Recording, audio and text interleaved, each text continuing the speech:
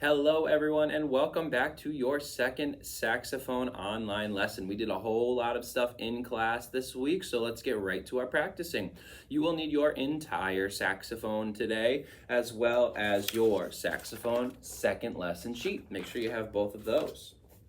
For our warm-ups, number 1 says, time how long it takes you to put your reed on your mouthpiece. So I'm going to go ahead and do this at a pretty fast pace. If you can keep up with me, good for you. If not, feel free to pause.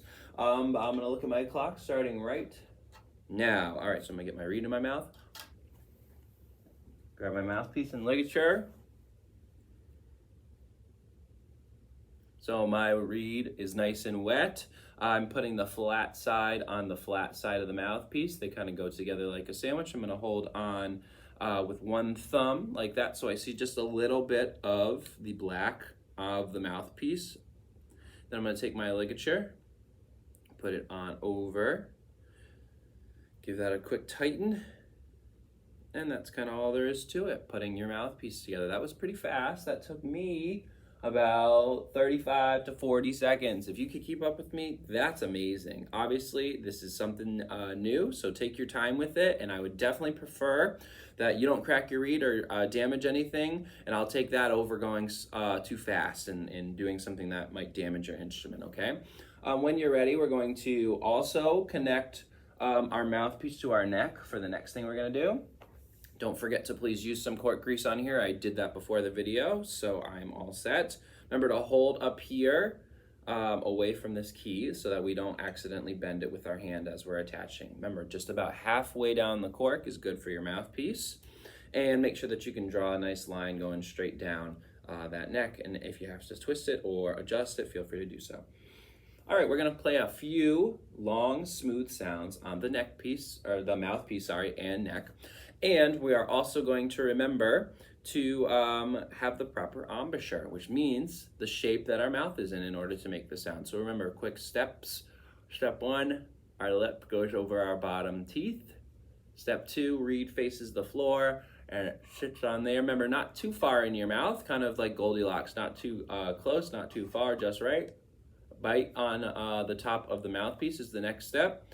And then you're just gonna kind of close your mouth around that shape, okay? Let's do 3 in a row. I'm gonna point up for breathe, point out towards you for play. 3 times, ready?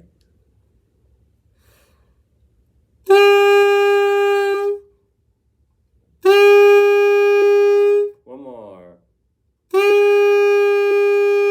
Awesome. Before we move further, let's look at number 2 on our sheet. It says tonguing. This is really important. We don't wanna hear this where I'm just going blowing into it. We want to have a definite start to every single note, which is what tonguing is all about. So say after me, here I go. 2, 2, 2, your turn. 2, 2, 2. Very good. Repeat after me in a whisper. Ready? 2, 2, 2, your turn. 2, 2, 2. Nice job. So the way that you felt your air move while you're whispering and your tongue touching your the back of your teeth, that's exactly how it should feel when you're playing on the mouthpiece. Before we play, let's just put the mouthpiece in our mouth and let's just kind of blow very gently through it so that you just feel your tongue touching the tip of the reed like this. Try that with me. 1, 2, ready, go. Oops, it's okay if you make a little bit of sound in there. That's not the point of it, but just making sure that you feel your tongue touching that reed, all right? Now we'll go ahead and practice saying 2, 2, 2 while actually making some sound on this. Ready? 1, 2, ready, go. Nice job. All right, let's do a couple of quick ta and TT patterns. So I will do a call and response, or kind of like a follow the leader type deal. I'll play something, I'll point at you, and you play right after me. Try and do exactly what I do. Here we go. 1, 2, it's my turn.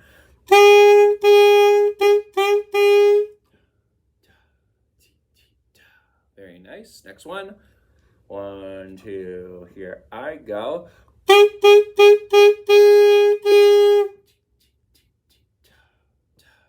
Nice job. And one last time. 1, 2, here I go.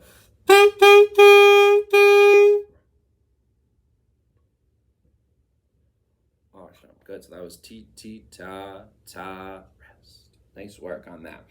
Okay, so don't forget on number 2, tonguing, I'm looking at your sheet right now, and there is a spot on the bottom for you to write your own ta and ti pattern to make up and share with us next time, okay? So let's talk about number 3, which is connecting the neck piece. So we're going to use cork grease on the neck piece when it seems dry, and mine is also done up. But if you feel yours and it's feeling a little bit dry, then you can definitely just put, remember, a little bit on your finger and then a little bit on here just to make sure we don't put too much on there, because then it will get all slimy and gross. All right, so the first step is to put on your neck strap. So everyone should already have their neck strap on. If I've already had class with you, we've tried to adjust these to the proper height, and if not, you can definitely check with your family member.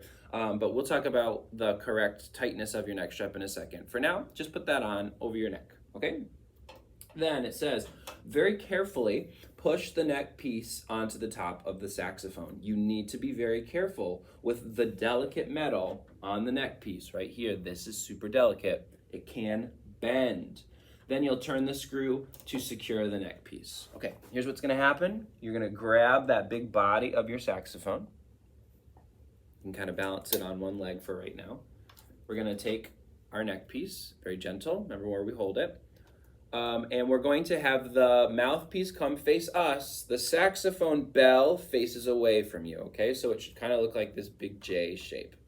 All right, so we're gonna go ahead and very gently put this in the hole. And what I like to do is just kind of gently back and forth, side to side, as it slowly works its way down. Don't force anything. If it's getting stuck, maybe take it out and put a little bit of cork grease on there and it'll move a lot easier. So you want this to kind of be facing straight down. And then once you do that, you're going to go ahead and tighten right here. You might still notice that your neck might move from side to side a little bit, and that's okay, that happens. What this screw is really doing is making sure this can't pop out, okay? It might still move from side to side a little bit, and we'll work towards getting our neck kind of stable so that it doesn't really matter to us, okay? Now that we've done that, we're going to hook our neck strap to the saxophone. So it goes through this little golden hoop. I think pretty much every saxophone that I've seen has one that looks just like that. That is where your neck strap goes. So go ahead and hook yourself in. Now what you want is this to kind of come right to your mouth. You shouldn't have to bend down in order to reach, and it shouldn't be like way up here that you have to move your head back to play, okay? So it should kind of be like checking to see if you can hold it right here and it goes right into your mouth. If that's where it is, then that's great. If it's not, if it's too loose or too tight, you definitely have to check with your family member to help you to get it to the correct height, and I can definitely help you next lesson when you come back to make sure that it's in the right spot, okay? All right, and I'm gonna make sure mine's right in the middle. Okay, holding the saxophone. So everyone hold out their right thumbs up. Right thumb will always go on the bottom. Right hand, I should say, will always go on the bottom, but your right thumb will go on the back. There's this little hook right here. Some of the saxophones I've seen, the hook might be black. Some of them, they might be gold like mine. Whatever color it is, your thumb goes under it. For now, we are not going to use any of these keys, so you don't need to worry about where your fingers go. Sometimes I also recommend, so that you don't accidentally press any of these, you might just put your hand in like a fist or something like this. As long as your thumb is back here supporting the bottom of the saxophone, that's great too. If this is kind of painful for you right now, I would also maybe recommend just kind of holding it along the bottom like this as you get more used to it. So maybe do a couple of minutes with this like this, and if your thumb is getting really tired right now, then you can always take a break and hold it down here as long as you're not touching any keys, okay? But what we're really worried about today is the left hand, the top hand. So that is the only hand we're gonna use for notes this week. So in the back of the saxophone, you should see a black little circle that looks like this. I'm pretty sure all saxophones have this black circle. It might not. I think it looks just like that on every single saxophone. So you're gonna put your thumb there on the back. This is kind of like the recorder. If you played the recorder, how your thumb went in the back. And then you're gonna have, you should have the stickers with the star keys on yours, and it'll go 1, 2, and 3. And then your pinky is kind of just in this area right now. And we're not gonna use that. But we're really worried about our pointer finger, our middle finger, and our ring finger. So let's talk about what notes those are, all right, now that we're holding it the correct way. So we're gonna start with a B. If you look on your sheet, you'll see that the B has just the top circle colored in that first one. So that's this one up here, that first key with your pointer finger. All right, let's give that one a good shot. 1, 2, ready, go.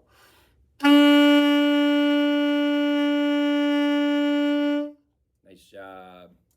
Fantastic. And we're going to go ahead on to the A, which is the second note we need. You'll notice that that one needs 2 fingers down, so there's 2 circles colored in. So that means that we have this finger, the pointer finger, and this finger, the middle finger. Make sure, check on your saxophone and look where those star stickers that I put on your saxophone are in order to know where to put your fingers.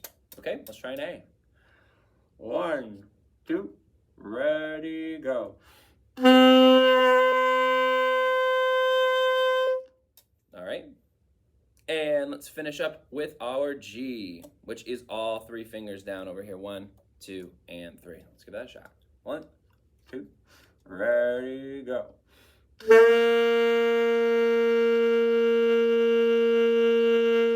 All right, fantastic. So those are the notes that we need. Before we play our song, Hot Cross Buns, I always like to do a round of fingering through the song, which means I'm going to say the letter, and we're going to put down the correct finger for each note that I'm saying. Okay, so B, remember, is our just pointer finger. A is pointer and middle, and G is all 3 fingers down. Again, this is just like recorder if you ever played recorder. All right, let's give that a shot. So 1, 2, ready, go. B, A, G. Good, we do that again. B, A, G. Then we have in a row, G, G, G, G, and when we play, we're gonna use our tongue for that. And then A, A, A, A, A, and we finish up with B, A, G. All right? Let's give that our best shot playing. I'm gonna play it a little slowly, and you try your best to keep up with me. If you need to pause and kind of practice on your own, feel free to do so. Feel free to rewind this video as many times as you need to in order to get there for next week. All right, let's give this a shot.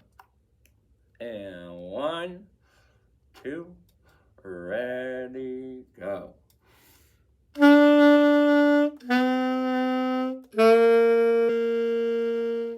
and don't keep going.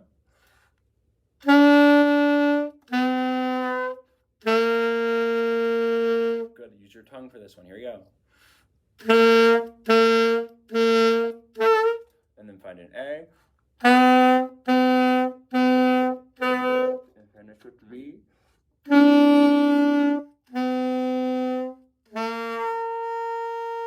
Nice job. So, we're going to continue to work on our warm-ups and our tonguing this week. We're going to work on putting our instrument together, and we're going to work on our first notes in this song, Hot Cross Buns. So that is what we are looking to finish today and throughout the rest of the week. So good luck. If you have any questions, ask me at our next lesson, and I look forward to seeing you then. Happy practicing.